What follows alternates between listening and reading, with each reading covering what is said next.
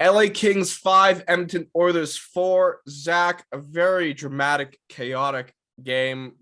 Just give us your general thoughts. Yeah, it was stressful. Was one of the craziest games that I've watched as somebody who's followed this team for a very long time.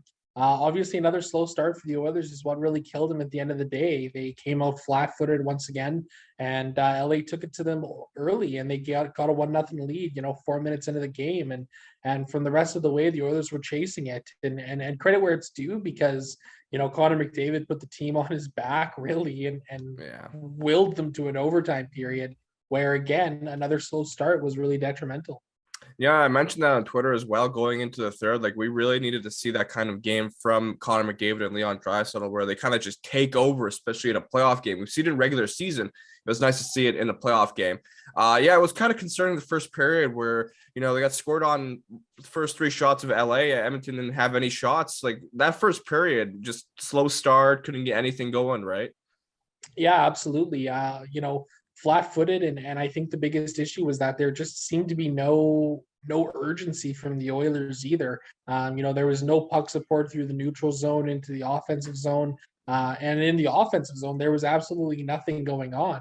And this was a trend that we've seen coming out in the Oilers games in their last two games here in games 4 and 5. It's been the same issue where, these slow starts are really killing the team. And man, even in games 2 and 3, when the Oilers had their big wins, they didn't exactly have the best starts to those games either. No, yeah, you make a great point. And then going into the second period, Zach Cassian ties the game, which was nice to see him get a goal, someone other than the big guns. That's which has been kind of an issue I've noticed, is that none of the you don't have you're not getting goals from like a Warren Fogle or a Derek Ryan. The bottom six, like you mentioned, has been struggling to produce. So it was good to see something from him. Would anything else from the second period? Just a little bit more of that sloppiness kind of they were seeing.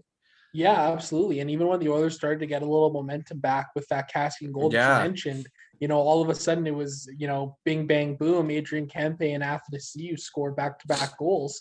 And all of a sudden it's a 3-1 deficit. And, heading into the third period, there wasn't a lot to feel great about as an Oilers fan. They weren't playing strong through those first two frames. And, at the end of the day, you kind of sit there and say, well, hey, anything can happen. And look exactly what happened, Yeah. right? McDavid and Draisaitl put the team on their back.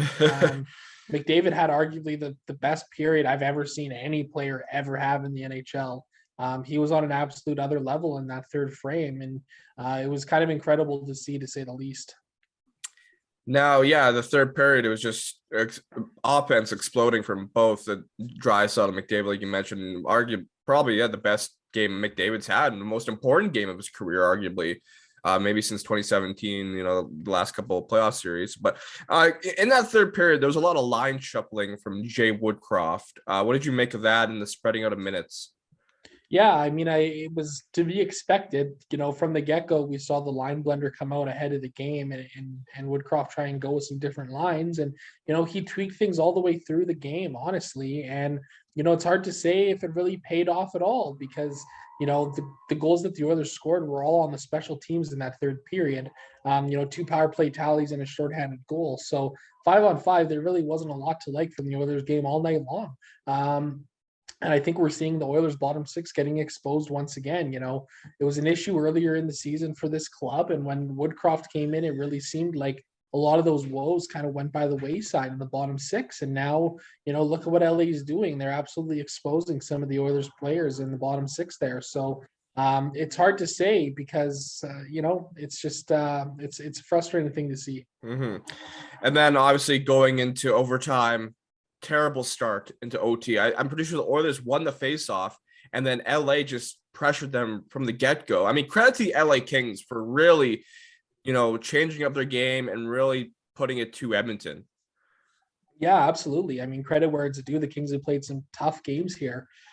But the Oilers really haven't done anything to do themselves any favors, honestly. And that's probably been the most frustrating thing, is we haven't seen the adjustments that we've needed to see from this Oilers club. They know the Kings play that 1-3-1 style in the neutral zone that really takes away a lot of the speed the Oilers have. And they've been kind of exposed as maybe one-trick ponies.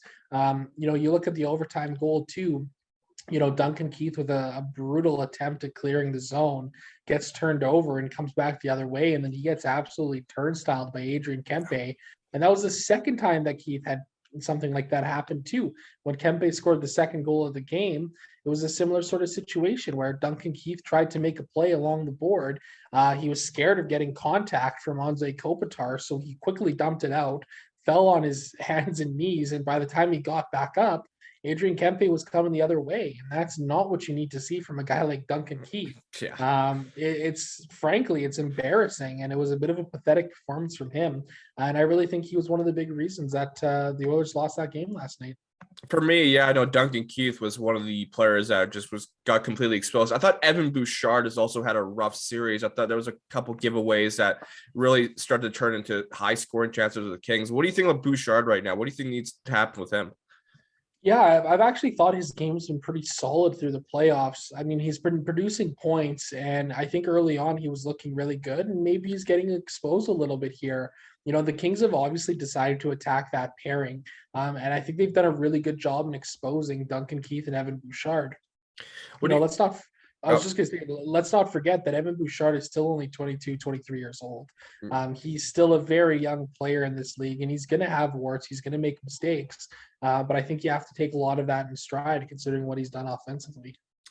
one thing I wanted to ask you is how do the Oilers kind of counter this 1-3-1 style the LA Kings are deploying? And because the LA Kings have been since after game 3, they've just found a way to really pin the Oilers. Yeah, I think a lot of it has to do with the supporting the puck carrier through the neutral zone and allowing there to be outlets. So, when the Oilers are getting a clean zone exit, there's nobody there to support them, that puck carrier through the neutral zone. And they've early on tried to play a dump and chase in this series, which worked quite effectively because they were able to get the pucks in deep. It's so cliche, I know, but it's worked here, against a younger, smaller Kings defense. And credit where it's due. I think, the forwards for the Kings have really worked to clog up that neutral zone and take some of the pressure off of their own defensemen. And I think that's a big reason why, the Oilers have struggled here. So, coming into game 6 here, it's going to be really important for them to have a good start and really be able to support the puck carriers like they've done for so long under Jay Woodcroft.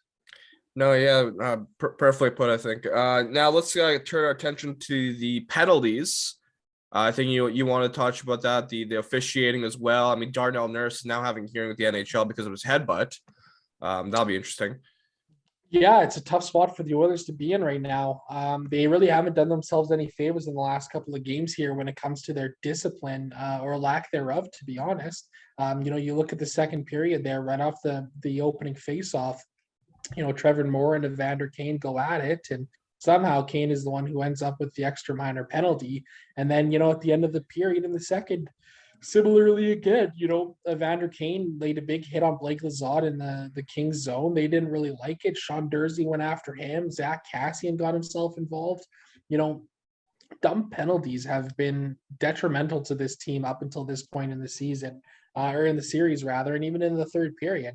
You have the Connor McDavid trip on Dustin Brown, and then Ryan McLeod taking a double minor high sticking with under 10 minutes to go. Just really lack of discipline from the Oilers here when it comes to taking penalties. No, yeah, exactly. And it's just like we don't want to complain too much about the officials. We know the NHL officials don't have a lot of consistency. It's just there's a lot of questionable calls, especially in the playoffs. And the playoffs have been very weird when it comes to officiating across the board, across the league, it seems. So, yeah, I guess now we got to put our attention to game 6.